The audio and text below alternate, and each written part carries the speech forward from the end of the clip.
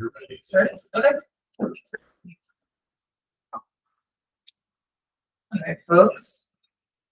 So thank you for having me. Very excited to come down and make my Portland appearance. I'm doing a couple lectures today, one at Hedgerow, one here, and then I did one last Monday at the theater Mission Theater down here. So it's a little Portland lecture tour week. It's so funny because I usually don't come here very often, but it's been really sweet, and it's not that far. You know, I realize I have a handful of students every year from Portland that make the trip up to visit for class every other weekend, or some of them every week for the herb program. So coming down here, and I realize it's not too bad.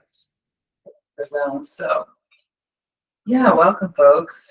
We're going to talk about one of my favorite topics. That's why I chose it for today. The witch apothecary, plants of the witches. So before I get into some of the folklore, I'll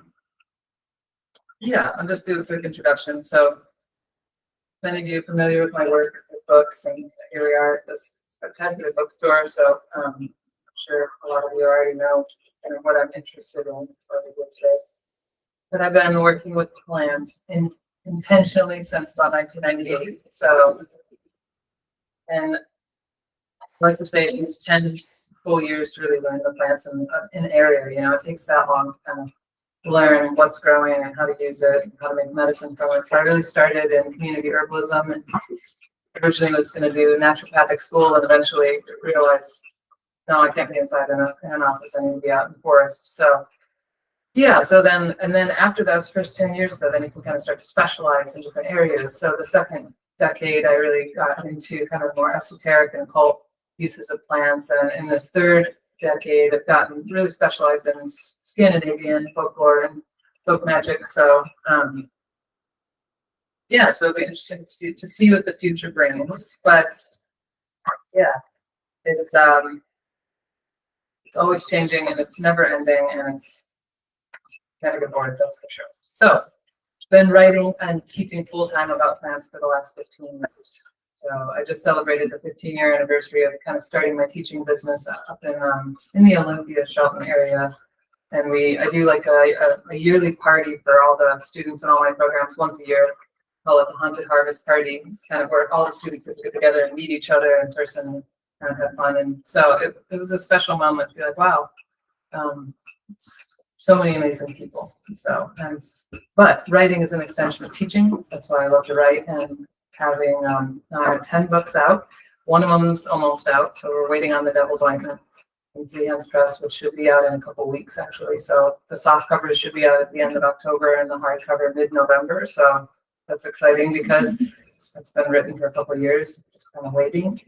So and I'm working on the book 11 for Troy. I'm going to do a funerary and mourning encyclopedia. So A through Z, customs and traditions with mourning and funerary, or so I'm really stoked about that, because I think we really need that. So I like to write books that we don't have in the world and that I can't find that I would like to read. So that's kind of the motivation behind that. Same with the classes that I teach. So some of this lore we're going to talk about today is peppered throughout Under the Dragon Root, which is the third book in the Troy Books trilogy. So that's the witch's garden plants, kind of some famous, not the most, at least the European famous witches plants, but also ones that I really enjoy growing and being around and spending time with. So that's why I chose those plants for that book. Now, also there's a chapter in the Witch's Cabinet, which is kind of a miscellany of different plant lore that has the witch apothecary. So a couple things are in there, but I thought it'd be fun to do a talk about this because it's endlessly fascinating. You know, basically what plants are associated with witches and why historically. And you know, most of my area of expertise, I guess, would be Northern Western Europe, but also North America. You know, I try to make parallels when I can. I have studied ethnobotany since when I moved out here at the age of 21. That was the first thing I did ethnobotany through the college I was at, so I could learn the plants of this place and how folks use them, the native people of this place. So that's been interesting to find some parallels when I can. But I suppose, like many of you all, we probably could say the same thing, that we've had a special interest in witches since we were young, since we were kids. And so for me, I feel like I like to think about origins. One thing I talk about in my classes is ask yourselves, how did we learn that witches are associated with plants? It's actually a fascinating question to be like, where did we actually learn that from? Like what movie or what book or like what person and who kind of, where's the association? It's kind of fun to be like Wizard of Oz and the poppies and like, you start kind of thinking about these things, like what were the influences and the impacts? Because, always the way that we kind of oriented it towards magic as children, I think it really stays with us as adults. We kind of suppress it and we do other things, but that like inner curiosity and draw towards things stays with us forever. So sometimes I think it's about getting back to that, away from the mundane adulting that we have to do all the time. We have to get back to that like inner place of wonder and curiosity where we had some sort of sense of magic, even though we knew nothing technically. But I feel like we're, exposed to more psychic memory than we can kind of imagine. So my great uncle was English, and we would visit my grandma's farm in Michigan where I grew up, and it was like a 5-generation farm. It was sold about 20 years ago, unfortunately, but it was an old farmhouse, and he would read us stories from a big storybook. And from a young age, the age of like 5 or whatever, I have pictures of my brother and I reading stories with him, and always I was like, I want to read Hansel and Gretel, Snow White, and Bobby and God. It's like those are the ones, and of course I never thought about why, but of course now we know it's like the scary cannibalistic witch. So fascinating, that lived in the woods, so on the edge of society. So it's good for you all to think about after this lecture, when you go home or whatever, what are your origins of thinking about plants and witches and some of those associations. So also, I do think it's funny that my second Halloween costume was of a witch, and there's a picture somewhere, and I was like, Halloween actually influences us more than we think. We really normalize it in this culture. We're like, yeah, whatever, Halloween. But when you go to other cultures that don't have it, you really realize it's a big deal. And so we're really lucky to have Halloween as this influence, which we're quickly approaching. So I really love that. Yeah, I think it's funny. And my daughter recently, she's 10, and she said, Mom, witches fly to the Sabbath on Halloween. And I was like, yeah, she's right. Like in like America anyway, like witches fly on Halloween. Nobody puts that at the end, like witches fly to the Sabbath, but of course that's where they're going. So I love that. I love that she made that connection. I was like, wow, she's really smart. She thinks about things and notices things that I don't notice. Because she had a dream about it. And that's when she kind of put these things together, and I was like, that's so cool. So when I started my journey with plants 28 years ago and was learning about herbalism, and I didn't find any associations with witches and plants in there. So it was kind of, we're all exposed to kind of the new age world that we were all exposed to as teenagers with whatever's available at our local kind of metaphysical store. And it's, it's hard to find the authentic threads sometimes where we're finding something that kind of feels like it's connected to folklore or some historical things. So we're like, okay, this is a piece of lore, but where is it? What's it connected to? It's hard to know. So, but I don't feel like I really started getting that information until about 16 years ago, right before I started teaching, when I kind of hit the folklore jackpot and realized there was like a genre of folklore and folk history and folk traditions. And it really, I knew I'd been looking for it for a long time, and that herbalists don't really know their own history. They don't really know the folk history. They know an official history of medicine, but they don't know the folk history, which includes a lot of magical lore and a lot of lore about spirits. So it took a while to find, but it's been an interesting journey of something I like to do with writing and teaching is like look for patterns in the story. Reading this whole folklore, kind of seeing what are the patterns that stand out. How can we learn from peoples of the past? I talk about tree spirits on Monday at the Mission Street Theater, or the Mission Theater there, McMenamin's Theater, and it's a lot of the stuff that I've learned about spirits and offerings and all the stuff that's been from reading like all these old folklorists and kind of what they're reporting, how people interacted with plants. And I think it's still really instructive and really helpful for us today. So we have to kind of, before we go on this journey, we need to define what a witch is for the purposes of this talk. To understand, if we want to understand the folklore better, and instead of just being like, oh, that's kind of quaint or whatever, if we want to look at those patterns. I'm not going to dissect the word witch because 1,000 people have done this and it's not that helpful, but I want to define it for kind of giving some meaning to it, to the word historically, because I think there's a lot of ways to think about this word. It's a It's a special word that has a particular gravity to it. So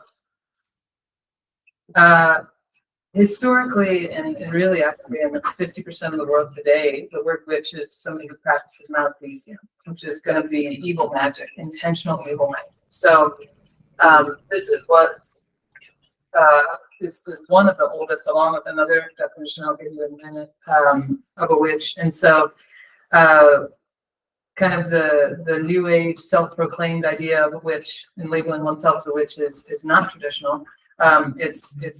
It's a newer concept, and Ronald Hutton, Bristol scholar from England, says, and I love this quote, "It's only safe to call oneself a witch in a society that doesn't believe in magic."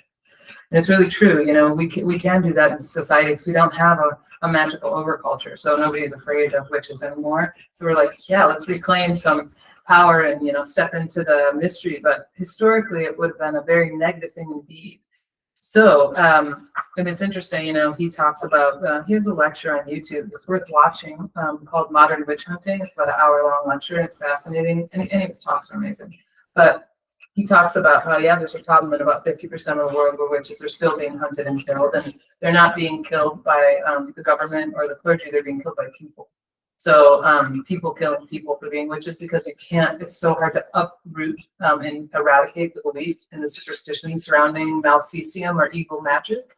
So basically, it's still a massive problem, and he thinks it'll take about 200 years to eradicate, because he actually used the European witch trials, the 350-year, roughly 375-year period, to kind of model, like, well, we were able to do it.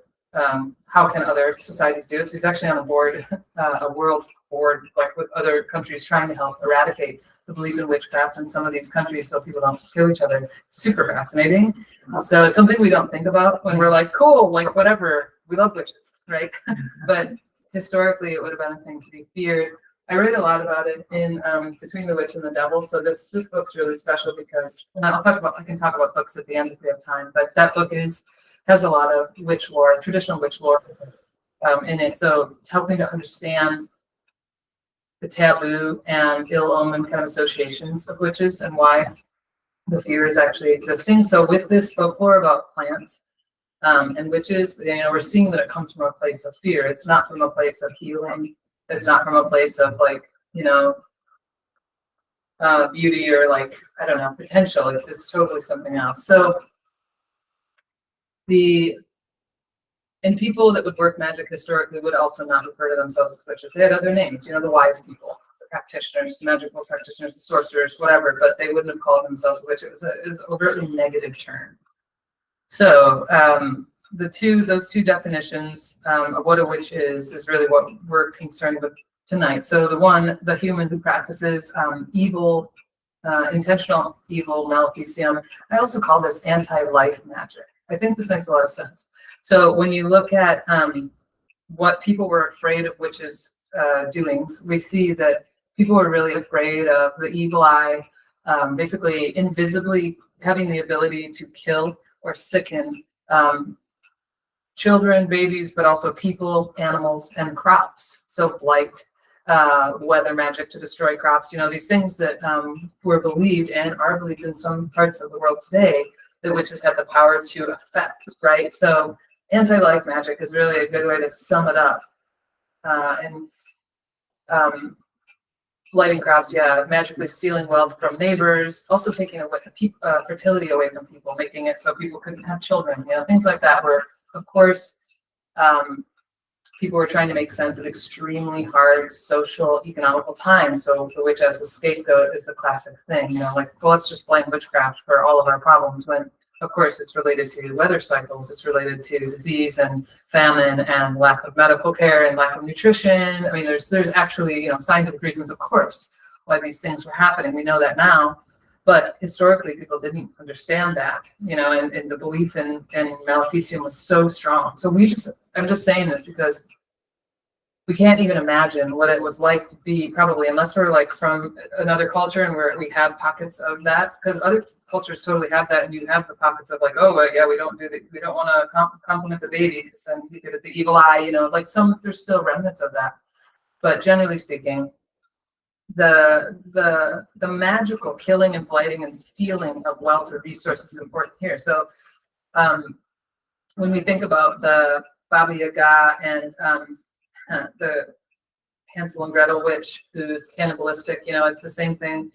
Basically, we have the second aspect, second oldest definition of witch, which is like a supernatural hag spirit. So what I like to call the witch spirit. So we see that these two things were kind of combined in demonology, that witches not only could blight crops and steal wealth, like by stealing cream from their neighbors, and stealing, love from somebody, and they also could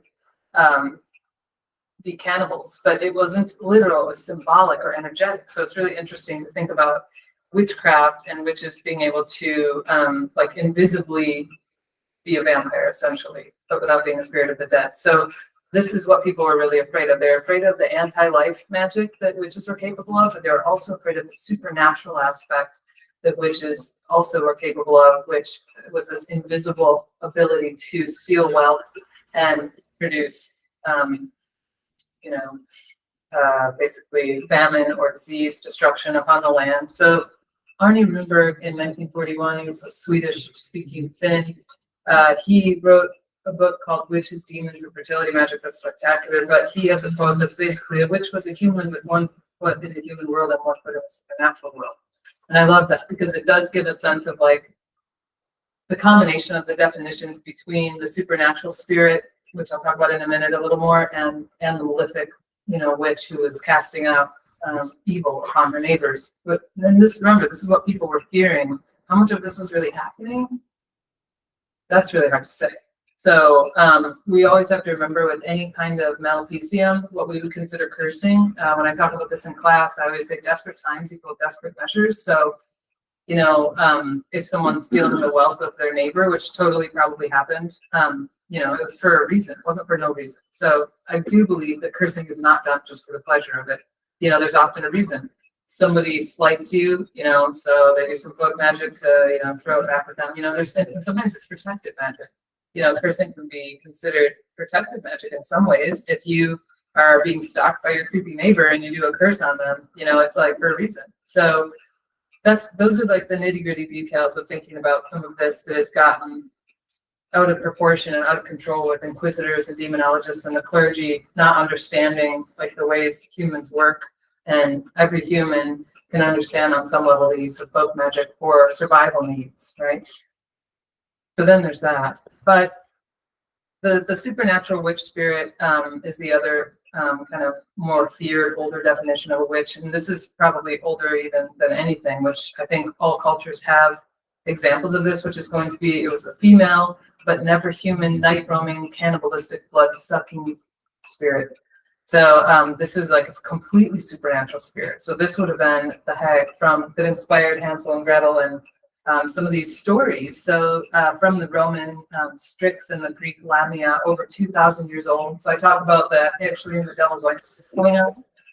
There's a lot about them in there because we had to look at blood closely and why people were so afraid of, why blood was such a taboo ingredient in the witch's ointment potentially.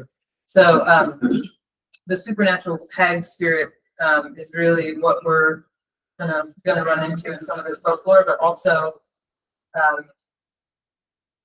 for our talk today, it's these two ways of thinking about witches, witchcraft and the practice of evil magic, what's considered evil, and also a supernatural witch spirit. So those are kind of where we start seeing where the folklore comes into play with the plants. So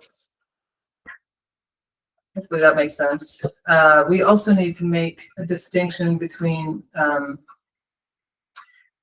the practices of the witch versus the witch's spirit. So that's where, like some of these plants that I'm going to talk about are really associated with witchcraft, which is, crafted witch, the maleficium, the actual evil doing of something, and the other ones are associated with witch spirit. So that's really what we're seeing when we're looking at the patterns of lore.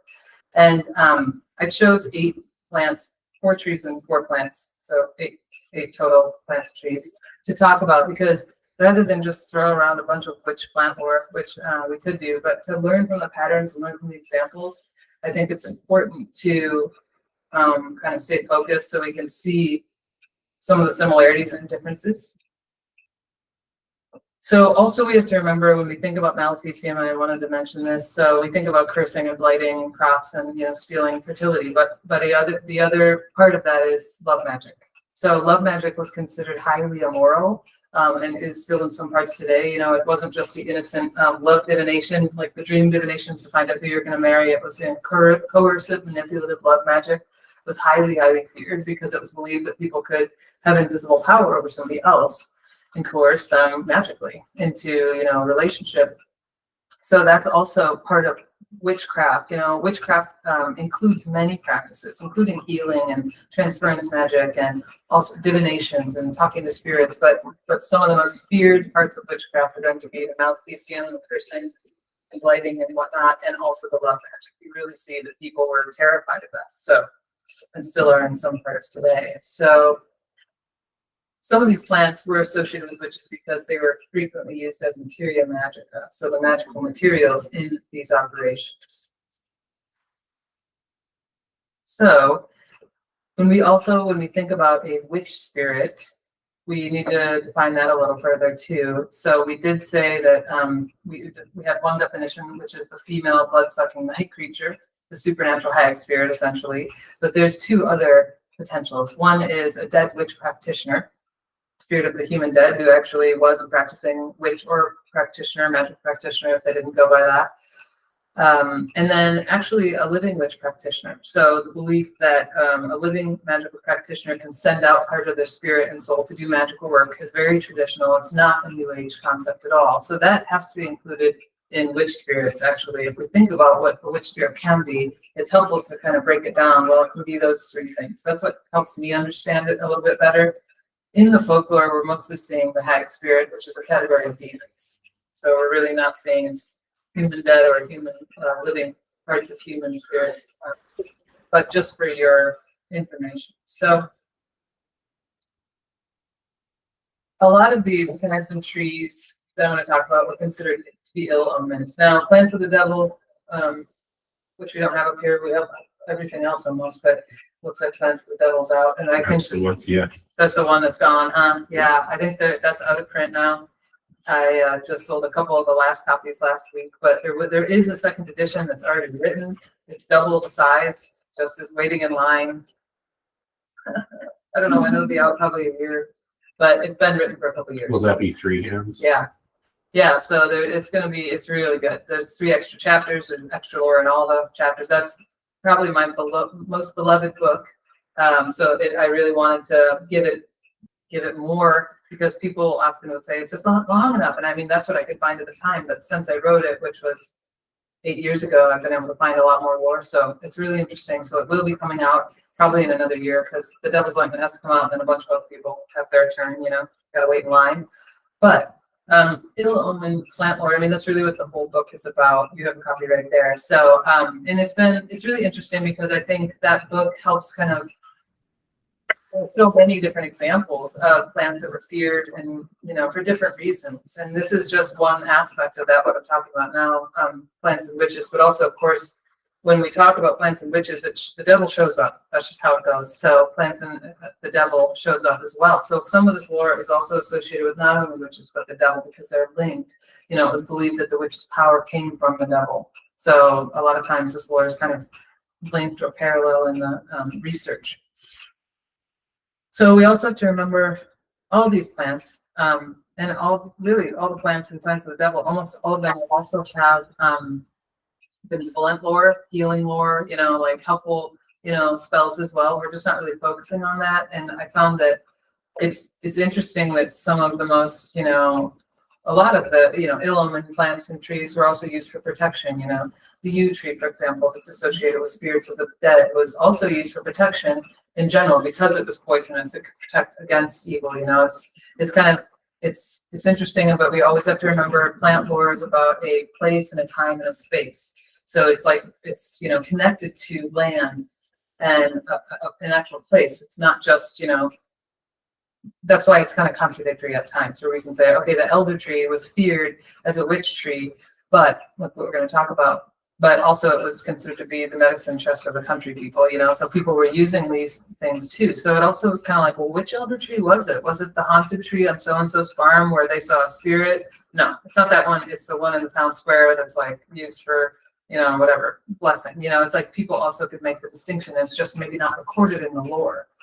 So I think that's important to think about. Now, what I decided to do for this talk was think to myself, what are the plants and trees that I associated most with witches, regardless of how much folklore there is for them or not? Because some of this comes from my own personal experience with them. And so that's what I chose for tonight. So we're going to talk about today. We're going to talk about elder, hawthorn, willow, and alder, and then belladonna, mandrake, rue, and poppy. Those are the kind of 8 that I chose that I thought, those are the ones. You know, I mean, there's a couple others, I don't know. So, but I wanted to focus a little bit. So, and yeah, some of these are definitely more associated with witches than others, but I think you'll see why at the end of the talk, why I chose some that I did choose, because there are reasons. So, we'll start with hawthorn. So, Protagus monogyna. So this is going to be probably the English or British hawthorn, but of course it could be multiple species. So this tree, of course, you know, with hawthorn, we think about fairy lore. We think about the lone thorns that are the solitary thorns that are associated with supernatural spirits. So that's like a big part of the lore. And there's also, you know, the May Day folklore and whatnot, but there is a little bit of witch lore associated with it. Now, one belief was that the hawthorn tree could turn into a witch at midnight on Beltane Eve, so that it could shapeshift from a tree into a witch. This comes from the Channel Islands. So that is a very cool piece of lore. So witches were known to meet under these solitary hawthorns, which we have to remember.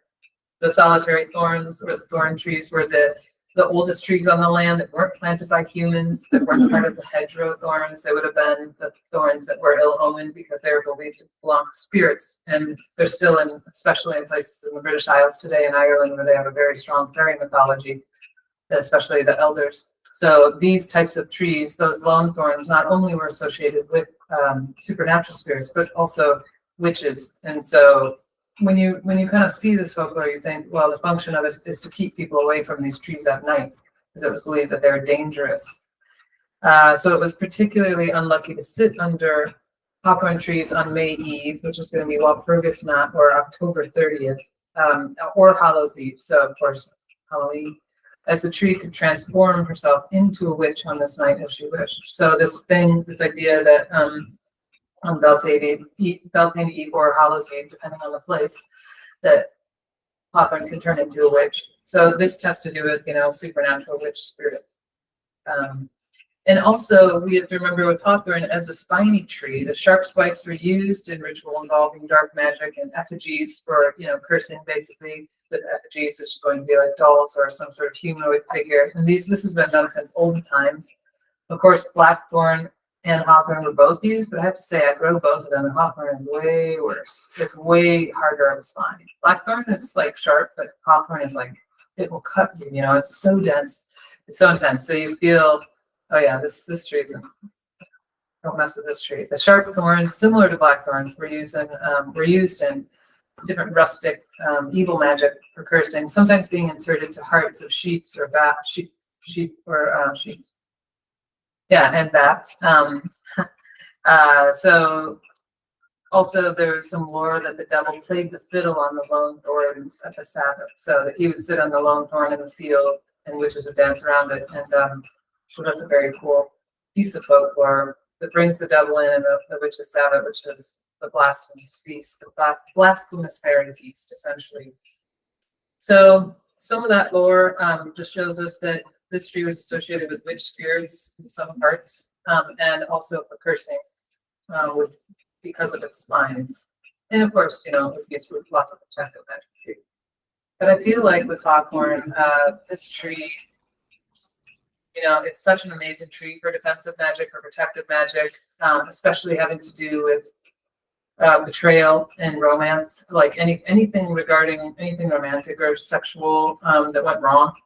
Basically, this tree is like an incredible tree for preventing and kind of sending back stuff. So, and sometimes, quite frankly, people deserve to be slept with a hawthorn. We all know that. So I feel that this is definitely a very vindictive tree, and it's beautiful and amazing. But my personal experiences with this tree, it's very much a hag tree. So hagthorn, hawthorn, and I've had a lot of different dreams and trances with this tree where it's it's very spooky. So that's why I chose it. There's not a ton of witch lore, but what there is kind of revealing and kind of telling. So yeah. So the elder tree, the black elder, Sambucus nigra, is another tree that, of course, is the quintessential witch tree. And it's really powerful that the lore, really directly links this tree to witch spirits, but it also links the tree to the devil. So there's a quote that I'll read you, which is, the elder appears to have invariably possessed a certain weird attraction for mischievous elves and witches, who are fond of seeking the shelter of its pendant boughs and are wont to bury their satanic offspring with certain cannibalistic ceremonies beneath its root. That's Richard Folklore, a folklorist from the late 1800s. So I really love that quote so much because I love the old folklorists and how they wrote. It's very elegant. Now, it's interesting, the satanic creatures, he later goes on to talk about they're actually butterflies, worms, and caterpillars. So it's like, we're like, what? But it's because these creatures have the ability to destroy crops, of course, right? So you think about caterpillars and worms and like infestations. And also, let's not forget, the moths and butterflies were the vampire animal from Serbia and the Balkans. Was not the bat, it was actually moths and butterflies were considered to be vampires. So I learned that directly from Katarina Pejovic, who is from Serbia and who knows the lore intimately. So I've incorporated some of her research into the my encyclopedia about death and funerary and mourning customs, because vampire is in there under a category. So you got to read it because it's really good stuff. She's amazing, and I reference all her work so you can follow up. But it's surprising, we kind of think, whoa, butterflies, but it's because, they're associated with souls of the dead and moths as well. Night butterflies. Their word means night butterfly. There's not a special word. It just means night butterfly. So yeah, the idea that witches would go to elder trees is basically revealed through this folklore. So also, elder trees were believed to change from tree form into witches really easily. They could also shapeshift from the witch spirit into the tree. From southern Sweden, there was a Hildefro who lived under the elder, and if one injured the tree or the ground around it, it would become the person would become inflicted with a skin disease, a rash. So it's showing that there was some fear around harming the elder trees. And actually, with hawthorn and elder, you see these harvesting taboos, basically, where it's like ill-omened to harvest any part of it and use it in mundane crafts. So, with the elder, you wouldn't use the wood for skewers, you wouldn't use it for building. I mean, it's brittle and it's pithy in its center, wouldn't be very useful, but there was all this ill-omened lore around using it in general because it was thought to be possessed by spirits of some sort, whether it was elves, fairies, or witches, all of them, or the devil. And so, what I kind of like about that piece of lore about getting the skin rash, the only cure for it was to pour milk from a one-colored cow over the roots of the elder tree as an offering. So that's a cool example of a traditional offering and how people were using it. It's like, oh, this elder tree gave me a rash, so better go get some milk from a brown cow or whatever. So it's, but it's like the ways that people thought about the enchanted world. I was talking about this yesterday, so I just started up this book magic program, and we talked about the enchanted worldview is something we're really missing from our culture. We've been robbed from it, basically, which is where we had a sense of invisible spirits and different types of spirits and a kind of almost a roadmap of how we work with spirits. We talked about this a lot yesterday, but when you see this kind of lore, I kind of love it because, in the kind of more new age world, it's, we're kind of shown that, plants and trees are all benevolent, and it's just not true. Historically, if we look at any culture, you'll see that some plants and trees were feared in every culture. It's just certain ones. So the elder tree, with its harvesting taboos, and the hawthorn as well. And of course, it was only for the haunted trees. It wasn't for every tree. And I think that's what's hard to get, like I said, some of that conflicting lore where we're like, well, how did we use hawthorn crowns for like going to Maying, and then we couldn't harvest it or our house would burn down? So it's like, yeah, you didn't pick the haunted tree in the field, you picked the hedgerow tree that was by the garden. And same with the elder tree. It's like you don't harvest from the spirit inhabited elder. It would be the oldest one on the land that wasn't planted by humans. So there's a folk tale from Somerset that references the elder tree witch, that was basically a witch who could take the form of an elder tree and moving around the farm after dark. And it was believed that witches also could lurk under the branches of the elder tree. So that would be this meeting spot. And really then I just think about that supernatural, like attractant. You know, actually there is one thing I wanted to include, but I didn't, but I'll just mention it, which is the pear tree. So in Balkan's lore, which I have to say, I really love Balkan's lore. I love all the Radmir Ristick's work. So amazing. I wish he was still with us, but all of his work is highly recommended if you're interested in Balkan's lore. But the pear tree is a witch tree in the Balkans lore. And it's so interesting. So I always, you know, when you see a tree of pears with the fruit, you're just like, oh, that's the most beautiful thing ever. And it's so enchanting. And then you realize that's why it's demonized, right? Just like apples were demonized because of fertility magic and basically love magic and kind of taking advantage of people with these perfect fruits. I think that's why. But the pear trees would have been a good spot for witches. In the Balkans tradition. So basically, when you think about witches meeting under trees, you know, in one way, is it so that, and that's what we're spearing with the elder tree now. So I'm talking about the pear tree because it's related, which is having these meetings, just like the English walnut tree from Italian lore, with you know, being a special tree for where witches would meet. And so when we think about that, it's basically like, in one way, is it the witch spirits that are attracted to this place like a portal, or is it more like witches are meeting there in groups? Like, is it like power of suggestion, right? So you're like, good idea. Let's go meet under the haunted elder tree for our rituals. You know, you kind of, you know that must have happened with all of this folklore. Like in a room with 100 people, 5 people would be like, let's go do that. So I really think that that's possible. So when we think about witches meeting under these trees. So in Ireland, instead of an ash broomstick, witches rode on broomsticks made from elderwood. Country folks would sometimes refer to elderwood as witches' foot. In England, it was said that burning elderwood would bring the devil into the house, and the person burning the wood would become bewitched. So it was, you know, once again, it tells these harvesting, don't burn the wood, don't bring it into your house.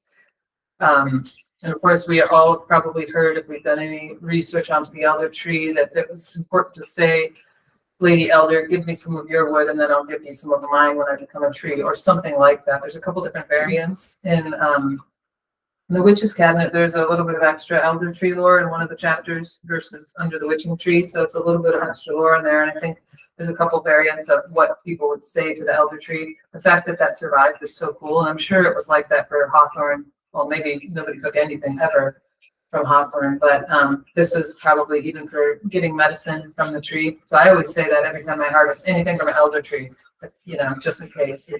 But it's funny, I have a student who says, I don't want to become like a tree and get it in my next life. Like they're like scared. It's like, yeah, you gotta keep your promise, you know, to the elder tree. So also, the elder tree was used in cursing, no surprise, because of its ill-omened lore. It's been associated with maleficium since the 10th century. So there's pretty early records that it was being used for cursing magic. So one specific spell that I'll read you from a Dorsetshire cunning man, whose name was John Walsh, from 1566. I'll just read you this quote. As for pictures of clay, which of course is going to be effigies and images, image magic, their confection is after this manner. So that's how they're made. They are to take the clay of the newly made grave, the rib bone of a man or woman burned to ashes, and if the image was for a woman, take the bone of a woman. If it be for a man, take the bone of a man. A black spider and the inner pith of an elder, which is tempered in water, in which a toad has first been washed, these being spirits in the likeness of toads. And after all ceremonies are ended, they put a prick that is a pin or a thorn in any member where they would have the party injured, and if the said prick is put into the heart, the party dies within 9 days. So it's a pretty spooky spell, 1566. So of course, by reporting about it, people would get ideas later how to do it with magic. It's like it makes you wonder how influential some of this was. Collecting information to demonize it only kind of helps spread it in a way. So, but we can see that that's a pretty cool old spell for cursing. Now you know what to do. Cursing making. Let's go get a dirt from the grave, black spider, toad, elder pith, hawthorn spines. Perfect. Yeah, and a rib. Can't forget that. That's a hard one. That's a hard one to get. We got to go to Europe for those graveyards that are not dug all the way. People just were buried on each other's bones, sticking up. They have it easy over there. So, what we see with the elder tree, it's associated with witch spirits and the devil and cursing in witchcraft. So we really see all of this around the glory. So the next tree is the willow tree. This one is, of course, we know this as a funerary tree. It's been believed to be a cursed tree since ancient times, since the time of Pliny, partly because it makes no fruit. So tonight at Hedra, I'm going to be talking about funerary trees and mourning traditions. And so that's one of the reasons why a plant can be ill-omened in general, is because it was used for that. And sometimes kind of the impression from the tree, if it doesn't give a productive kind of usable fruit, we just have willow trees don't make a fruit and make some sort of seed that we can't eat, so it's demonized. So legends told that Circe lived on an island of funeral willows on which corpses hung on the tops of trees, and it's been used in cursing magic since olden times. So first and foremost, because of its funerary association, it has been used for cursing. So a couple examples of this. From Germany, to kill an enemy from a distance, one to tie a knot in the willow tree. Another cursing rite from the Romany tradition involved watering a cut branch of weeping willow for 9 days and then pouring this water in front of the victim's home. Pretty intense. And then, so those are a couple examples from cursing, but also to go on to more witch lore. From the German tradition, witches and devils also lurked under this tree and were attracted to this tree. Infected twigs, I don't know if you guys have ever seen this, but there's some near my house. They're known to be witches' brooms. So it's kind of interesting with willow, they'll get this parasitic growth. And this happens on birch. I've seen it actually on evergreen huckleberry, the Vaccinium ovadum, the evergreen huckleberry, but you can see it on willow where it has this crazy growth. And sometimes you'll see a tree infected with this parasitic growth. So those are called witches' brooms. But interestingly, in some Scandinavian folklore, they would be used to protect from the nightmare, so from the Mara, which is pretty similar to a supernatural hag spirit, except for minus the blood-sucking aspect. So you could hang those above the bed, and it was believed that the witch would have to count all of those branches in order to, and before she could, ride the person. So, it's kind of cool that it's used protectively, but I like the name witch's brains. So the willow tree was also used to become a witch. So it was thought that in some parts it was protected by the devil, in Polish lore actually, and if one tied a knot in a young willow tree and renounced their baptism while sitting under it, the devil would grant them supernatural powers. So, and also a very interesting quote, this is Charles Skinner, who is a folklorist from I think 1920, this book was written, maybe 1909. It is a meeting place for witches. If a witch debarks deliberately on her career of evil, the first step is to a willow tree, where she sits on its root and solemnly forswears God and all holy things. Then, writing her name in her blood on the book that the devil offers, she consigns herself to eternal torment. There must be something good about it too. We just didn't hear that part. So interesting that it's almost like an initiatory tree in these couple examples. So we see that this tree is definitely associated with cursing. Maleficium, of course, and the devil, but also as kind of a witch tree being a place where witches would linger and go to become a witch. So that's kind of a really cool piece of lore, I think. So the fourth tree is the alder tree, Alnus rubra. So this is a tree that we were talking about this just earlier.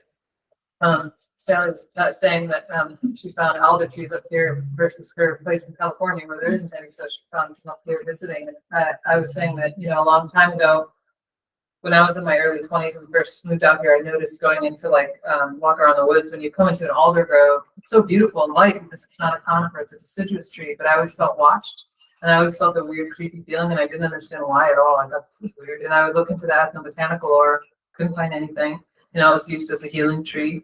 It was thought of as a river spirit, and things like that. Nothing ill omened. And for years, I wondered at that until I finally found the European lore. And then I thought, oh, this tree is associated with the devil and witches, and totally thought to be home of supernatural spirits because it bleeds red when cut. So it's that tree that I live up in the forest, and we have had to take down a couple alder trees, and they're a really dangerous tree, by the way. If you ever take them down, you have to get a professional that has a really good steel chain, because they can split in the middle and cut your head off. It's called the barber chair effect, so be super careful cutting down alders. Yeah, I learned that from different loggers, and I was like, oh my gosh, I've seen it happen. So not the person getting cut off, but just the tree doing that, like really unpredictably, the crazy thing where it moves in a way that it shouldn't. So, but once you cut it, it gets oxidized. The older the tree, the darker the red, but that bark will turn a dark, kind of rusty orange, like a deep orange red. So it is really interesting to see that. So because of that, people believe, and this happens to the European black alder, the almost glutinosa as well.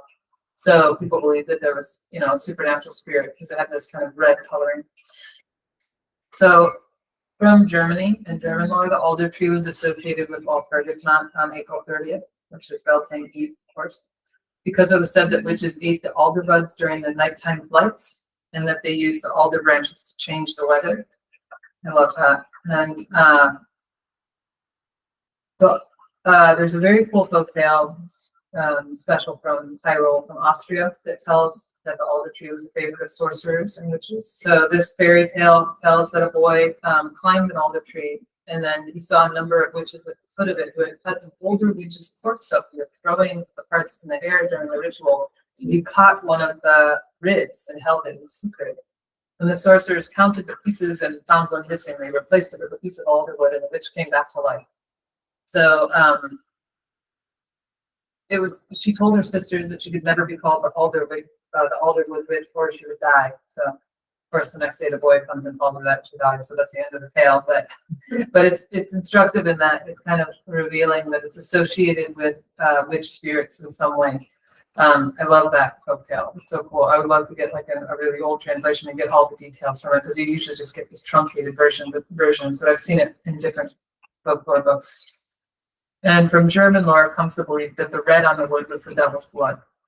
So, and also in German lore, this tree was definitely connected to devils because of the color red. So there's all of this. There was a saying that's from under the alder and under a red beard, nothing good can grow. So this idea that redheads were ill-omened and feared, of course, and demonized. So that's really interesting. A lot of folks there's all sorts of lore that are afraid of redheads. My son's a redhead, which is so weird. My daughter has golden hair. My son has red hair. I don't know what happened, but he's a redhead, so it's so funny. I always love to read the redhead lore. But people were afraid of redheads in British Isles. Believed that if you came across a redheaded woman in the morning, you were cursed for the whole day. They were really kind of demonized, which is fascinating. So I think that's partly why, but the alder was kind of shunned. But also it has those eyes on it that are watching you. You see these alder eyes, and birch trees have it, and the aspen trees as well. And I feel, actually, there's an alder tree on my property. There's a lot of different ones, but there's one in particular that's, I wrote about this a couple of years ago in the Veritas Genii book about plants and dark powers. When I wrote about, I did a lecture about plants of the devil a few years ago at the conference. And this tree, it's hollow on the inside, and but it's still alive. It's so weird, but it kind of spirals up. So when you look at it, it's like a spiral crack that's totally hollow. And it's really spooky. And I came across it the first couple of years, I never found it. And I was walking around the woods, and I came across it, and I was like, I would never want to be by this thing at night. But that was just my instant feeling, like terrified to be here at night in the dark with the street. It's so funny that you can feel one way about a tree during the day, and then think about being next to it at night. And there's a willow tree that's like this down the road at a creek, where it's like during the day you're like, oh, that's sleepy, but then you're like, think about being here alone at night. But no. And so you really feel the threat if you were there alone in the darkness, because it feels like the spirit of the tree would have more impact or something.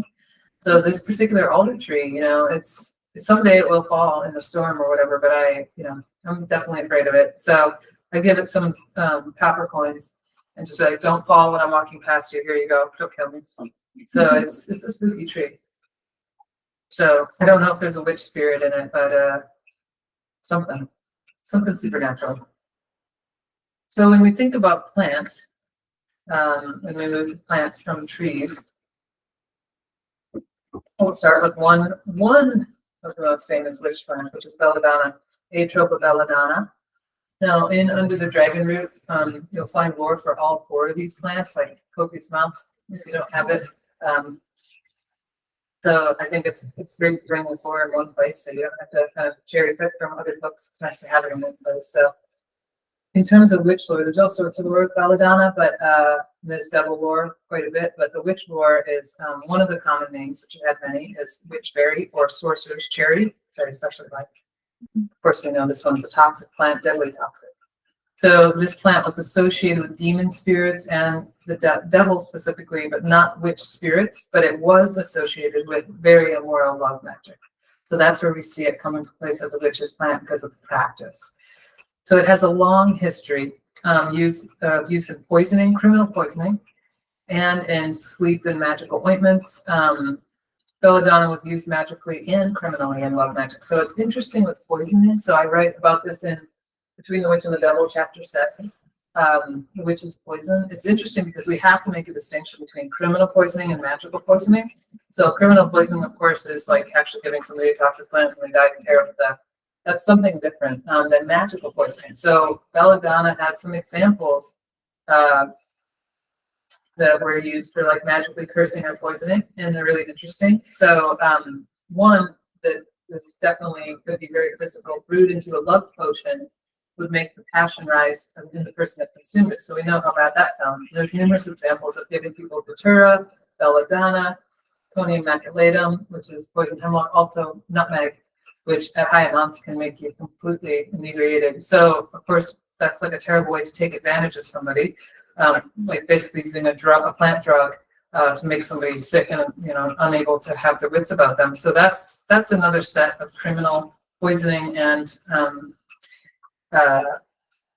crime basically based. But the magical ones, so the leaves of belladonna mixed with menstrual blood were also given to a potion to a man in order to bring on feelings of love.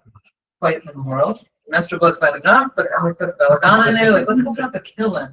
Like that, like be a little careful with our dosage. And also from Ireland, belladonna juice could be distilled and given in a drink to the person, to a person who would then believe anything that the operator wanted them to. So we're seeing like we don't really know the dosage, and this happens with some poppy stuff too, where people are giving people stuff and you're like, is it just a little bit? So it's like magically, or are you actually criminally kind of poisoning people? So here's an example though. Belladonna could be used to break love between a couple. When a man had taken a new lover, a leaf of the plant was placed under the mattress of the person with a new lover's name written on it. So that's kind of a cool example of, you're not poisoning anybody, you're not putting this in someone's food, but you're using the plant as a toxin in the mattress with the new lover's name on it. So it's really kind of brilliant. That's why I love plant stuff. It's endlessly creative. I'm like, how did these people think of this stuff? So great. But there's that sympathetic link, right, of actually having a poisonous plant with the name on it. You're poisoning that person energetically. So also for love magic, there was taking a hollow ring with goat's hair taken from the beard, steeping these in the juice of belladonna, and the hair was then put into the ring, and whoever wore it would fall in love with the person who gave it to him. So that's another way to use belladonna, not physically really, but energetically, with this goat. Of course, goat being associated with fertility and virility. So you have the hair and the juice put inside of a hollow ring, and then you give it to the person. So they don't know that the hair is in there with the juice steeping. So then that's supposed to be a love charm. So I really love that one, actually. It's a cool one. So plants, in this case, this plant is being associated with the devil and also immoral magic and kind of immoral love. So that's how it came to be associated with witchcraft. Also showing up in witches' ointments, which I talk a lot more about in the book. So But I really think about, I mean, that plant is so spooky. I mean, it feels like such a witch spirit. I mean, it feels very kind of feminine, creepy, supernatural, otherworldly. If anybody's grown that plant, I mean, it's very creepy and so seductive. You know, it really is so gorgeous. And I just think, how do you do it? Every time it makes fruit, I'm like, I want to pick these and eat these. And it's so bad. I never would. And I have to, you know, it gets this big and I have to cut it back and it's huge. But my daughter and I always do it just like, we really want to eat these, but we're not going to. So it's kind of it's one of those plants that you just see like this dark moth shadow on it in this like a capacity to be this like poisoner witch plant spirit. It's really a spooky plant actually. And, you know, one thing I kind of noticed about a lot of poison plants have no smell. So like the yew tree, you know, the monk's hood, the belladonna, like there's just no smell. Actually, mandrake, the flower hardly smells at all. The fruit is the fragrant part, and that's the part that was written about the fragrance of the fruits in the Bible and all. It's really the fruit, and the fruit smells amazing and very weird. It smells actually like pineapple and coconut and melon. It's the weirdest smell. It's very like fake chapstick style. Pineapple, coconut, melon. And the inside of the mandrake fruit, I swear, smells like, I'm not joking, male ejaculate, I swear to God. There's like this hippie, it smells just like that. I'm not kidding. It's the weirdest smelling. You're like, there's no interest to eat it. It doesn't seem edible anyway, but it's like this white pithy on the outside. This smells kind of great. And then you open it and you're like, what? How did it do that? It's like this white pithy material with all these seeds. Anyway, it's fascinating. It really does. It totally smells like sexual fluids on the inside. So you see where like people got like a sympathetic link or like a signature. And it's been used in love magic. So we'll talk about mandrake next, Mandragora officinarum. It's been used in love magic. That's its earliest use recorded by Theophrastus from 400 or 350 BC. So before it was even mentioned in the Bible. Now, in Under the Dragon Root, the longest chapter is the mandrake chapter. It's 15,000 words. So I really wanted to do it justice and bring all the lore I could find in one place because I feel like you just, you know, there's just, you kind of hear the same lore over and over, the dog lore, the mat, but there's some really special stuff in there. So if you like mandrake, that is definitely the book you want to get. So of course, we know mandrake has long been associated with the devil. Actually, the earliest I could find it being associated with the devil from Hildegard from around, I think, 1100 or so. So she talks about it being more connected with the devil than any other plant. So I couldn't find, it's definitely connected to demons before that, but not necessarily the devil until she names it as such. But because of its magical use as a witch's familiar, so as a working spirit, that's why it's deeply connected to witches and witchcraft because of its use, not so much of its spirit as a, you know, so it's really connected to the devil and evil spirits in general. So because of the love magic, and then we have these roots being used for idol magic and spiritist lore. So in between the witch and the devil, there's a chapter about the witch's familiar. This is basically, can really be any object, you know. In some Scandinavian lore, it's like a ball of yarn made from 9 different kinds of yarn. It can be a box, it can be a root, it can be, you know, you can inhabit any kind of object with a spirit, with a working spirit. And then the idea is that the spirit does the witch's bidding. So the spirit is fully kind of given offerings of blood. So with the blood, it's fed in order to, you know, basically do the work of the witch. So it's not an intimate relationship like other relationships are with the witch, but it's a working relationship. So the mandrake root was used as a witch's familiar for bringing money, love, luck, all these things as a practitioner's familiar. So that is a big body of lore, but also we have to remember the gallows lore and the mandrake root, which Mandragora officinarum, there are many substitutes, or were many substitutes historically, because this plant grows in the Middle East. It grows in Greece. It doesn't grow in the northern parts of Europe. So there is one apparently that's been at in a garden in England outside, which is like shocking. It's really old, like 75 years old. It's really cool. So I heard about that, but they would have been, to actually get true Mandragora officinarum would be extremely rare. So people had substitutes. They used black bryony, they used onion, they used gladiolus, they used roots and just said they were mandrake, basically.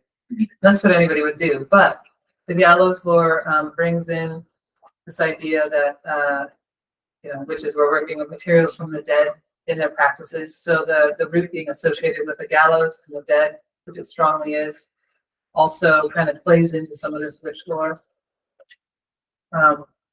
So it was believed that the practitioner could allow the devil to come through the mandrake root. So there we have that relationship between the witch and the devil once again, that connection, according to the superstitions.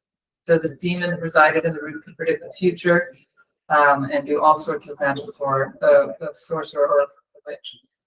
So really with the mandrake, the Witchcraft Association is through the witchcraft practice with evil spirits specifically, because it was known to inhabit evil spirits.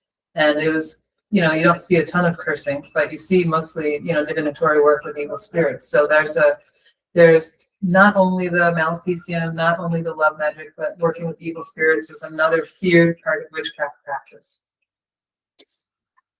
Now, rue the graveolens, this plant, I'll never forget the first time I met rue. I was 18 and I was at like it was like a little like wagon wheel, like pioneer garden at some nature center, and I didn't know hardly any herbs. I was learning wild plants, but I didn't know garden herbs. And I walked up and I touched the rue and smelled it, and it was like it changed something for me. It really opened up. I was like, I know this plant. I don't know how. It was like past life. That would sound weird to say, but I felt so like I totally felt that this is a kind of like this witchy plant. It's so bitter. It's one of the most bitter plants, along with wormwood.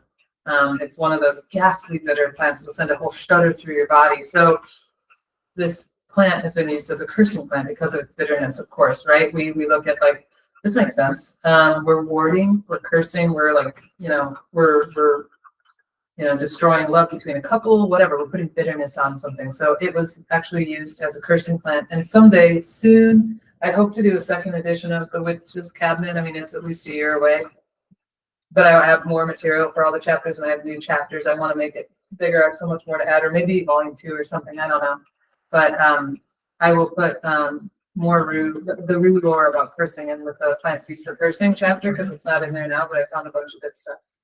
So this plant also, I had a dream about it, that the flowering rue was the witch's flower. I love that, the yellow flower. So in some lore it's said that witches like yellow flowers. So rue has a beautiful yellow flower. So in terms of cursing, it was used for cursing couples, breaking up marriages, which of course sounds terrible, but there might be good reason that we can't think of, like, maybe your sister's in an abusive relationship with somebody and she's going to get married to this guy, and you're like, yeah, you don't need this, So there's some reasons, but a lot of times, of course, it's jealousy or spite or envy. We see that why this stuff happens. So one piece of lore from Lithuania, the rue was used to curse a potential suitor that had rejected a woman. When he came out of the church from his wedding, the woman would throw a bundle of rue at him, speaking, "May you rue this day as long as you live," which, of course, we know that phrase has to do, with bitterness and disempowerment. So another intense curse with rue comes from Italian lore, where a confection was made from rue and cumin and given to a newly wedded couple to bring them unhappiness. How terrible. There were also special incantation we write over this. But it's like, how bad would that taste? How could you disguise the flavor? I don't know how you do it, but you'd have to really put a lot of vanilla or something in it, a lot of sugar. And then there's also some cursing from English lore, which abandoned maidens, a rejected woman would drop a piece of half-eaten bread and butter enclosed with a small bundle of rue on the church porch, and that would ensure the unhappy wedding within. So you see that all of this is about breaking up partnerships for basically rejected love. I mean, willow was also used for rejected love. Everybody's had those situations where you've been rejected and you feel like it's maybe unfair. I mean, we can take that philosophical stance of like, yeah, like this wasn't meant to be anyway, but sometimes there's that occasional thing that happens where you're like, no, this is supposed to be, and our brain is so messed up, from being enchanted, right? So you can see why people would do such things using plants, especially back in the day when it was slim pickings. There was no OkCupid. It's like whoever's at the church that's like not an alcoholic, doesn't like 30 years older than me. That's so like there's like 4 people. So you're like, let's hope for like the nicer looking guy who's actually kind, nice to animals. That would be good. So yeah, it's like the love magic is really prevalent because people just didn't have a lot of options. So some of this stuff may not feel that applicable now, but we really realized back then, you're unfortunately now we have a lot of freedom. We don't have to be partnered to be happy at all in terms of, or at least, happy is one thing, but at least successful. We can be independent and not have a partner. But back then, your reliance on partnership, both people, was so reliant that there was no way to survive without partnership unless you're independently wealthy. So it's interesting that from the south of England, vervain and rue were often mentioned in witch trials by the accused witches for using them for magical purposes. So we come back to practice, and also rue was considered to be a symbol of sorrow and repentance in olden days. So sometimes you see some positive quite a bit of protection magic actually surrounding it because of its bitterness as well, its ability to keep away the evil eye. But it's interesting with this lore. So this plant being associated with personal magic and witchcraft. So we don't see any witch spirit lore for my dream, just like we're doing. So I really love thinking about it as a witch's flower and work with it like that. And I think it's a plant that can help illuminate things. It's a good plant for the second sight. That's another thing, that's it's mentioned in the witch's cabinet for that under plants of the second sight. So poppy is our last plant that we're going to talk about. Hepaver somniferum or the Rhoeus. So it could be the corn poppy or opium poppy. But this also didn't have specific witch connections, but I connected to witches, not just because of the Wizard of Oz, but that is interesting. But it's been, poppy's been connected to death in the underworld since ancient times. We know that from Rome, poppies were offered to the dead. A fumigation of the seeds was used to open the pathway to the underworld for the newly dead. And really, it's because this plant was connected to spirits. That's the reason I associate it with witches. So in some parts, poppy seeds were used as being food for witches and the dead. And then poppy seeds were also used along with old rags and leather in foul-smelling fumigations to call on evil spirits, and the Key of Solomon in some versions. And also, even in Agrippa, it's mentioned to use poppy seeds in different fumigations for calling spirits. So you see this show up in grimoire magic, basically. From Tuscany, poppy leaves were burned on coals to promote visions and used for divination purposes, along with grain and frankincense. So we could think of like wheat or barley or rye. They were used in different ways for prophetic dreams and for sleep medicine, of course. So basically, this plant had a lot to do with death and seeing spirits. So in that way, it came to be associated with witchcraft, which is why they put it in the Wizard of Oz, because it's associated with death and spirits. And so with this sampler of these 4 trees and plants, we see kind of some patterns. And one thing I didn't mention, I wanted to save till the end to say this, actually, is all of these trees and plants are connected to the dead. Every single one of them. So I didn't say that because I didn't want to focus on that for the whole talk. So they all have different funeral or mourning or some sort of dead connections. Poppy did, I said that about poppy, but willow does, alder does, all of them. Mandrake has connections to the gallows, I guess I did mention that. And then belladonna because of the poisoning. So there's different connections with the dead in funerary practices. Rue was used in some funerary practices. And so hawthorn and elder have quite a bit of death associations as well. So we definitely also get a sense that we know that witches were also connected to the dead. And this has been true since ancient times. If you've read about the Roman Ericto and Candida, these witches that were in literary works, I mean, talk about the scariest shit. You should definitely go read some of that. It's incredible. So I mentioned this in the Devil's Ointment book that's coming out pretty soon as well. But the association with witches and the dead and using, it's like this taboo practice of working with the dead, using materia magica of the dead, working with spirits of the dead, has always been taboo. So that's another thread that's running through all of this lore that is maybe not so obvious at first, but when you really look at it, I think that that's also one of the reasons I associate these plants and trees with witches and witch spirits and witchcraft, because of that connection. So there's all of these kind of parts and pieces that feed into it, if that makes sense. So in terms of a couple concluding thoughts, and before we do Q&A and answer some questions and get into some weird tangents, hopefully, which is always fun. When we think about these plants, how do we work with these plants according to some of this lore? And what I think about the way that I like to practice with plant magic is I like to do like kind of 50-50. I like to do like 50% historical based like information and 50% intuitive and like my own kind of whatever weirdness, because I think it's important to have both. You know, when you do something based on historical folklore, you get to kind of tap into a current, you get to tap into something old and get to like get some reference points for what some of this stuff feels like if you've used, for example, an old formula and you get to experience it. I mean, maybe it's kind of falls flat or maybe it's like really powerful. It's hard to know, but at least you get to experience it. And then when you do your own intuitive thing, you know, you're just kind of trusting yourself and you're like making up your own magic as you go along, because we have to have room for creativity with magical practice. You know, one of my favorite things, as you guys know from reading my books, is getting your hands dirty stuff, you know, like actually doing the stuff. You know, that's why there's recipes and recommendations and at least the trilogy and some parts of Plants of the Devil and some of the dream divination plants too has an appendices with 10 different things in it. But I like to, you know, like if we can actually take the plants and use them, then we really learn a lot more, because we can only absorb so much from like reading. We need to be working with them. So what I like to think about with these plants and trees, do some sensing and dreaming and transfer with these plants and trees and see what comes to you. You know, put some of them under your pillow, see what happens, you know, in your dreams. And with dream divinations, I always recommend 3 nights in a row or every other night for 3 nights. So it's kind of, you have something for compare and contrast. Just so 3 nights in a row or every other night for 3 nights, then take it away. Because you want to see, like, what did it do? If we just put a dream amulet under our pillow, and leave it there and forget about it, then it's like we don't really, you don't get to really learn what it's doing.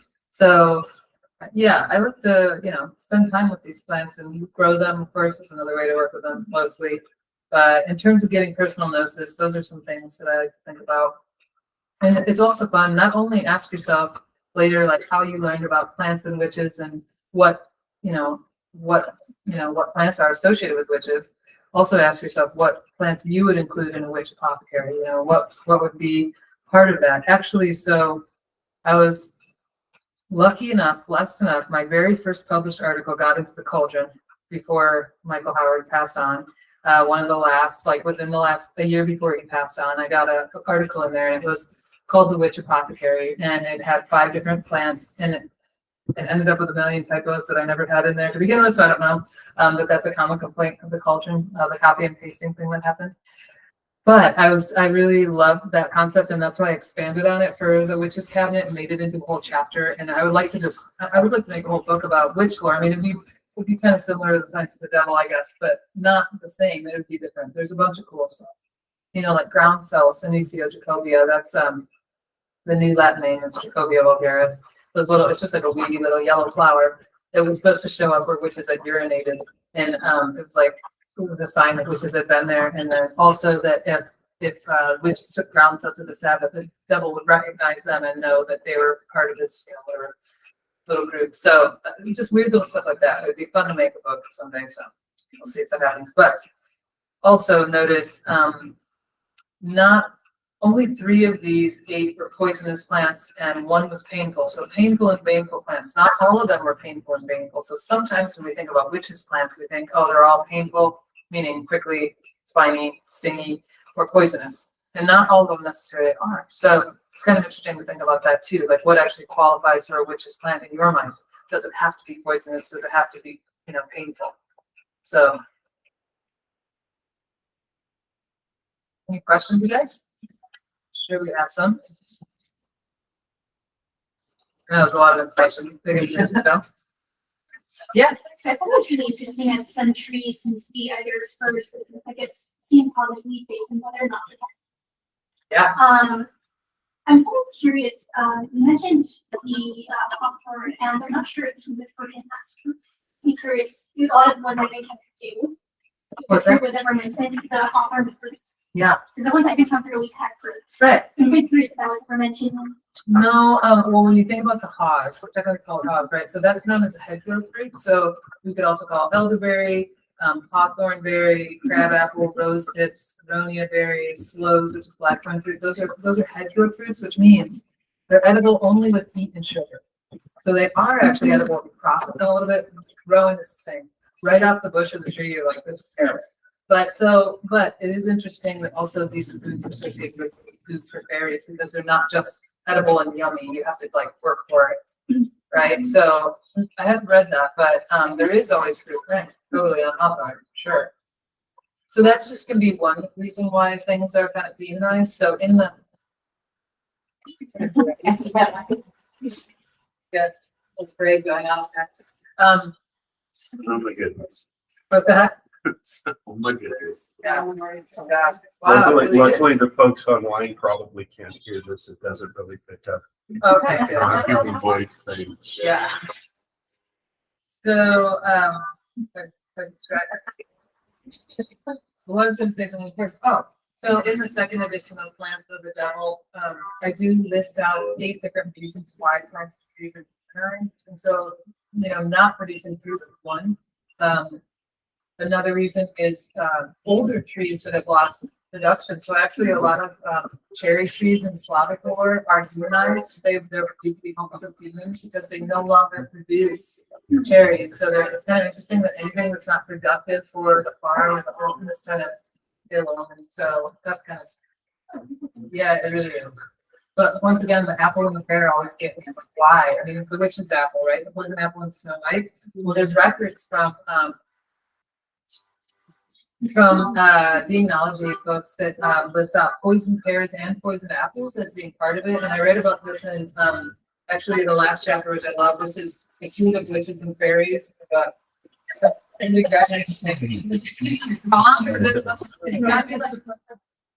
Oh, protesting? Oh. Yeah, it's some protests. Okay, cool. You guys know what's up. I'm like from a small town. That's a good way to get through that. Yeah, so I was thinking about apples and pears, because we think about, well, that's like a super amazing fruit. You can just, it's delicious, everyone loves it. But like I said, seeing the, when we look at the Grimm's fairy tales, Jack Sykes does a version of the first 1813 and 1815 edition of the German fairy tale before they had so many different changes. So the original tale, so I highly recommend checking that out if you're interested in it. It even includes the translated notes in the back, which are fascinating. Read one for Snow White, it's so incredible. But when we look at that, that's from, I think the tale was from the late 1700s, but when we look at these records from demonology that list poisoned apples, poisoned pears that came out of the witch trials, so it believed, it's like never take apples or eggs from an old woman because they could be cursed. And so, these apples and eggs represent these perfect foods in a way. There's all this egg lore, I collect egg lore too. It's so interesting because they're like this perfect food. They're an offering to keep away demons. They were used, and of course, during the Eastertide for new life, for birth, all of these symbols. But it's fascinating. There's some cool lore with eggs, but you think that, wow, these foods, but it's because of bewitchment. It's because of enchantment. That's why the poisoned apple was the poisoned apple. It's because somebody could enchant an apple or an egg and bring maleficium to somebody. And then there's like Eve and the fall of grace. Right, exactly. Well, of course, a lot of scholars think that couldn't have been a true Pyrus or Malus domestica, so not a real apple. They think it was a fig or a pomegranate. But in popular lore since the 1500s, it's been an apple. So originally it was never an apple. It couldn't have been because no apple trees grow there. So it's interesting. Yeah, there's some cool information about it being a fig or a pomegranate. Pomegranate, wouldn't that be amazing? That's pretty awesome. But the bewitched apple or pear is always fascinating because also apples are used in bug magic. So for example, you can take 3 drops of blood, put it in an apple, and give it to someone you wanted to coerce. So that's Scandinavian lore. And also, this is funny, like putting an apple under your armpit for 3 days and feeding it to somebody. That's another one. Like, yeah. So awkward. Yeah, you gotta get like a little slam. You gotta make something. That's just do. I can't afford to like not lose my arm. Yeah, I know. Kind of funny, but also then there's like the egg hatching under the armpit. I don't know if you guys ever heard about making a basilisk. So there's different lore about making a basilisk where you have to hatch an egg under your armpit. It takes 3 weeks. You just link for that, and you can't break the egg. So it's in different. There's quite a bit of basilisk lore, more than you would ever imagine. It's not just Harry Potter. It's totally it was a thing in the grimoires, So yeah, so the fruit tree lore, though, the haunted cherry tree. So that's in chapter 1 of Plants of the Devil. I talked about that a little bit. It's really interesting. Strawberries, in the second edition of Plants of the Devil, there's a bunch of strawberry lore in the first chapter because it's associated actually with souls of children, souls of the dead and children. Super interesting and very creepy. You're like, what? Why? It's so weird. But it's a lot of times plants that are associated with love magic come to be demonized, and strawberries were also associated with love magic because they're so sweet and good.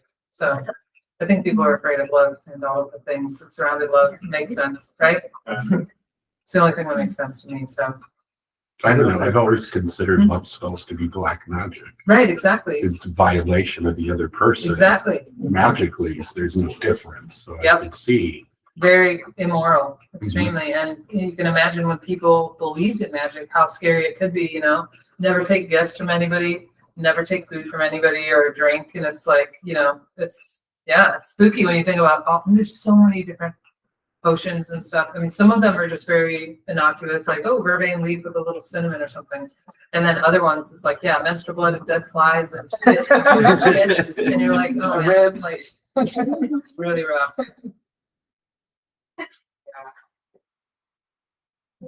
Of all the like grid lore, because two of the death curses mentioned were about using ribs, and then I was just thinking of like ribs, Adam rib. Right. Well, there's another one too that I think about, which is the Tilbury, which is a Scandinavian piece of lore where a woman and it's to get a spiritist. A woman goes to, it's in this one. A woman goes to the graveyard and gets a rib bone and wraps it in 2 different kinds of wool and then wears it in her bosom and feeds it communion wine for like 3 weeks and eventually becomes alive and starts suckling on a third tit somewhere. And then, you know, the whole thing. It's like, but yeah, the rib lore, I mean, I just think, you know, it's a good question, actually, Sally. I'm not sure, but I wonder about maybe just because there's so many accessibility and they're small enough to carry, and it would be something that's like easier than a big arm bone, you know. So, and like small bones would just dissolve pretty easily. So I wonder if it's more like practicality purposes, but that is true. Could it have a biblical? Yeah. Probably. Yeah. Like the Eve's. Yeah. And it's like in the first one you talked about a specific thing from someone who's cremated. And Right. so like bigger bones are what are more likely to make it Oh, through yeah. the process. Oh, that's true. Yeah. Definitely. Yeah, that's true. It's all that's left is bone ash. It goes in the blender. Yeah. I should have worked. Really? Yeah. Oh, you know how? Oh, really? Yeah. Wow. So with the cremation, it is a big blender, right? Yeah. And so when it's done, how big are the bones that are left? I like to know. I mean, that's why with these ash, it's just like, it's like powder. It's like really fine. Is that what's left? But that's before you blend it or after? After. That's after. What's So before? when you pull it out, so like I wasn't a cremator, but I worked in a funeral home for a long time, and of course I was like, I want to see all of it. Totally. And so I spent as much time in the crematory as I could. And so like when the reef has like cooled down, Yeah. most of the bone pieces are fairly small. You wouldn't Broken recognize down. much of it. Okay, really? That's interesting. A So lot of- just kind of chunks. Yeah, it kind of like explodes in there a little bit. Totally. And Right. then, yeah, like that gets like scraped out very carefully, and then it's a big blender. Right. And that's what you get in the iron, right? Okay. I always wondered how the pieces were after the cremation. That's really interesting. Yeah, unless if you do alkaline hydrolysis, which Okay. is like the water creation, Oh. that you get even less because Oh. it uses like basically you go to like a big like tank and it's filled with water and lye and like breaks the Oh. temperature and it like so Dissolves. so all of that like it breaks it down even finer too. Oh, So the wow. cremator range you get back from that is even finer once you get from like cremation. Oh, I bet. I never knew they could even do that. Yeah, it's a new technology. Oh, They were with this- people that don't want fire or something? Yeah, it's more environmentally friendly. Okay. that And makes people sense. like the idea of it. So what I did is I help people pre-arrange. And so Wow. I had a real passion for it. I'd be like, Yeah. it's like the last spa day. You just like, you Yeah. go like your last little bath. Totally. You know, like, Right. people are scared of fire. Totally. No, it's especially for certain situations where Yeah. fire feels not like the best thing. Yeah. But then so many people move around to have burials, like people just don't do that as much anymore. Mhm. Hardly ever compared, right? Yeah. That's cremation's the thing. Yeah. It's really interesting. And a lot of that is because of like, here, the place I worked at, it was the first crematory was like up west of Mississippi. Oh, wow. And it became a really big deal. And like literally all that spread from like Florida. Wow. Yeah, like we have 100% cremation anywhere else in the country. Really? Yeah, and then it kind of express out here. That's super interesting. Yeah. Wow. That's really fascinating. Yeah. I don't mind, like, just taking a lot of your attention, but, in one of your Facebook posts, I remember you recently talked about, like, funeral hair art. Yeah. And the funeral that I worked as attached to a really big mausoleum. Oh. And in that mausoleum, there's an example of the hair art there. There's this one, like, little wing that's all, like, crystal fronted. Oh, yeah, is that the one over in Sullivan? Yeah. Yeah. Really? Which Yeah. was So It's cool. called Wilhelmsport Memorial. Wilm's house? Wilhelm's. Okay, Yeah. cool. You can go see it. Yeah, Like a it's display? hard to do now. Like, it's not a. It Sometimes hasn't- they'll let you in if you like just knock like at the people in the crematorium and stuff will like just let you go in and tour it Oh, really? yourself. But Yeah. usually it's only open Memorial Day, I think. Oh, Yeah. kidding. To the public, Okay. yeah. But like really recently, they shut down even more, I guess, because the Oh. building's really falling apart. Yeah. And so technically now, I think that you have to do like there's like a tour that you can go on. Wow. That's yeah. cool. Yeah. That's You get fun. lost in there. It's like a maze, and Well, there's I've like never been there. That's so it's cool. you have to. I want to check that out. Yeah. 8 miles of hallway. Wow. Okay, Wilm's house. Wilhelmsport Memorial. And then there's also the. What's this right there in Selma? Is that one of the big bird? Yeah. Yeah. Yeah. That's Oh, the state dedicated memorial in Marble. Beautiful. In the Yeah. world? Whoa. Wow. Yeah, it was like this like father and son company who like were muralists, and the son, he was like in his 20s and he died in this like snowboarding accident. Wow. And so everyone was like, we'll turn this into a memorial for him. And Wow. that's That's amazing. yeah, it's a wild place. That's- Like, I gotta you're- check that out. yeah. I know. I've heard about, I think I've heard about, and then there's another, like a Catholic, which is the other one that everyone talks about in Portland. It's like a, Oh, Mount Scott? no, I don't know. It's like it's a cemetery. Riverview is really awesome. Maybe that's the one. It's like a really beautiful cemetery here that I hear about from my Portland students, Riverview. Riverview is like, that's my That's second fun. favorite. Okay. It's so huge. And it's like, It's good, you guys. I'm gonna come down and do a cemetery tour. I can get all the inside. Cool. Okay, good. Yeah. That's great to And I know. can still get into Boston. Oh, awesome. That would be so cool. I want to see that. Especially since the book I'm writing, I'm gonna be doing all pictures of, and I'm gonna put a ton of pictures of like mourning and funerary items. So it'd be fun to do. And one thing I do is collect gravestone art, or I do rubbings for plants, to see what are the plants that are actually on the gravestones. And you can't read about this really, like, so I've just been slowly collecting that, so I'm gonna be working on that, so that'd be fun. Cool. Cool. Okay, awesome. Well, I'll have to do that. Thanks for that. Yeah. That's really interesting. I have a question. Yeah. Something that I really love in the plant world is like resins and the resins that come from a lot of trees. Yeah. And I feel like I don't see a lot of conversation going on about Yeah. like, just the smells that you get from a lot of resins and like the turpentines that are in them. And, like, Yeah, resins so that are good. burned in churches. And, I was wondering if you, have any recommendations of like maybe or like conversations that are happening around, or a good way to point was like, I don't know, just Yeah. I'm not finding much in that No, subject, not and much. I'm like, how? Okay, It's I'll tell you so exactly amazing. how. You have to go to Dan Riegler's website, Apothecary's Garden. He doesn't have a book, but he is the resin master of the world. So his product I highly recommend. So Apothecary's Garden, it's a website, and his name's Dan Riegler. I met him 9 years ago at the VGS because he did the keynote, and he goes to these frankincense farms and goes to the places where it's getting myrrh. He knows all about everything. But I tell him, Dan, write a book. He's so busy, but it's all for free. You can just look at the dragons. He writes so much information.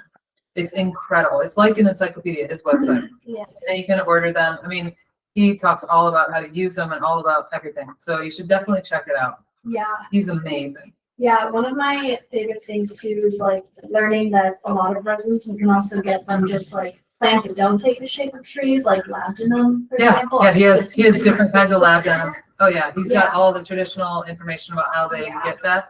Yeah, has two for types. Like there's like a tool Yep. they use specifically. He has it available. You So can buy some from the traditionally Yeah, harvested that's so tree cool. labdanum versus the like more industrial process. He has both kinds.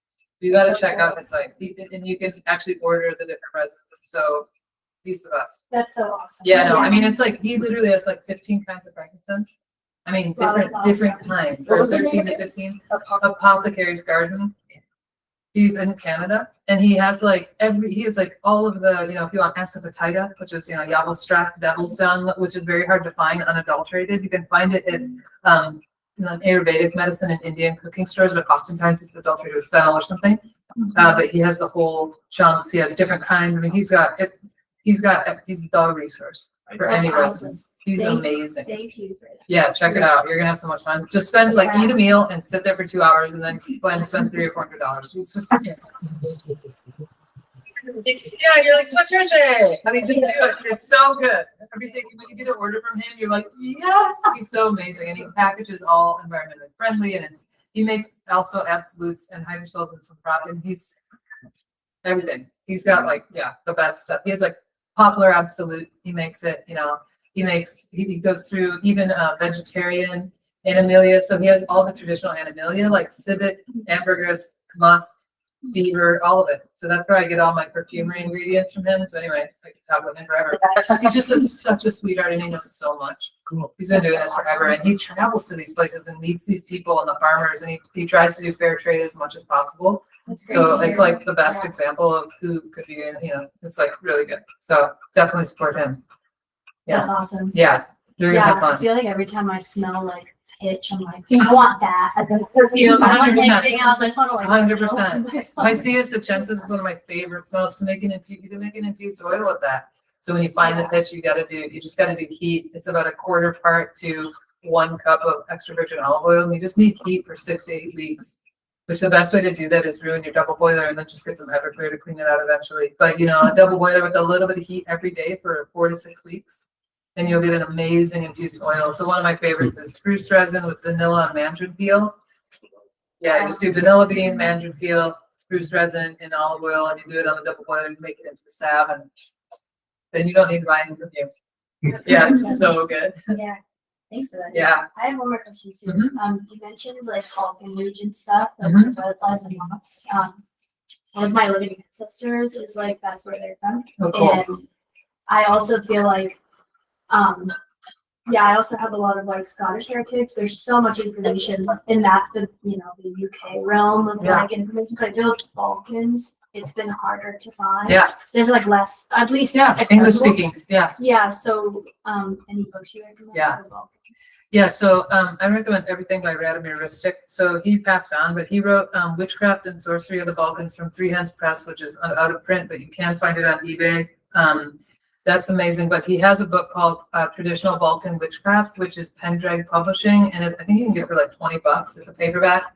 It's got a lot of errors because the translator, not because of Radomir, but it's so worth it. It's like so good. So that book, those 2 books by him, and he also has multiple articles which I've collected over the years. So he writes about it in actually the Crooked Path Journal. The first 6 issues have 1 or 2 articles each by him in English. So I think he has a bunch of stuff in the Cauldron and wants something in Clavis and something in a couple other anthologies, but his stuff's amazing. And also Thracian Magic by Georgie, I think it's Mishav. Thracian Magic, that book is really, really good. So that's like Hungarian region, and I'm just getting a Macedonian book of folklore, and I'll let you know if it's good, but I don't know yet. But yeah, those 2, and then I tell Katerina, I'm like, please write a damn book about vampires. She's working on it. She's like, I promise I will. I love her. She's so good. She's so sweet. Or Marcus. Yeah. No, Katerina Pajovic. So Oh, she's the different one. woman. Not Katamara. Katamara. Katerina. Yeah, different cat. But yeah, so those are the ones I think about, the Thracian Magic, and then everything by Radomir, and then and actually Katerina Pajovic, she wrote an article for the VGS this year. You can actually get the VGS like paperback through, if you go to Veritas Genii Symposium on Instagram, you can order the book. I have an article in there too. It's about the earliest recipe for a flying ointment that contained plants. And so it's really, it's a specific look at the lighthouse ointment from 1455, but she also has an article about vampires in there, so it's all in English. It's super good. So you can start with that. It's like $20. There's a paperback, so you at least get those articles, and then Jeremy Bocelli's articles in there, and he's amazing. And there's some other really great stuff in there. Jesse's Pathways, so they're a great anthology. So that's another thing. Awesome. Is Yeah. that the most recent one? Yep, that's the most recent one. Totally. And Katerina, she did one the year before also, so you can get past volumes. So she has an article in the one from I think last year as well. The last 3 years she's done it. She's really good. So hopefully she'll get her book out soon. She's finishing her thesis, so priorities. Yeah.